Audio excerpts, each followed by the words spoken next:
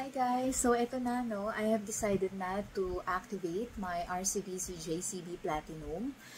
Yung napanood yung video before, it was just an unboxing pero hindi ko pa na-activate. Pero now, I activated it na.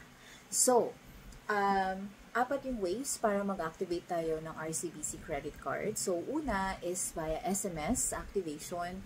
Pangalawa is sa RCBC Pulse app. Pero I believe doon sa app, if your card is renewal or replacement, pwede doon. Pero pag bago, I don't think ma-activate mo through RCBC Pulse app.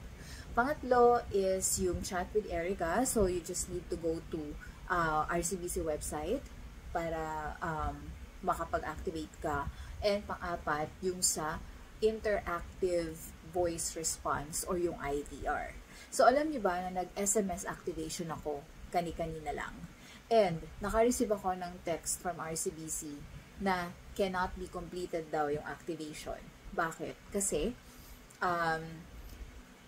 hindi daw nagmamatch sa record nila yung last 6 digits ng card number na tinext ko. Pero guys, ilang beses kong chinek, tama naman. Anyway, so, ginawa ko is tumawag na lang ako doon sa kanilang IVR. And, in-enter ko lang naman doon yung 16 digits card number. And then, nag-send sila ng OTP sa aking registered mobile number. And then, afterwards, na-activate na siya. So, ang sabi doon sa prompt, your card is activated. So, I can already use it na. So, ganun na siya kabilis. Kasi yung iba, kapag through SMS, talagang mag-aantay ka pa ng confirmation na activated na. But since, siguro dahil IVR siya, mabilis lang yung confirmation. So, ayan, activated na siya.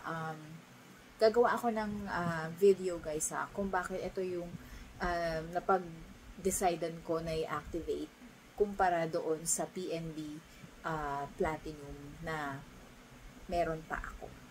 Okay? So, yun lang.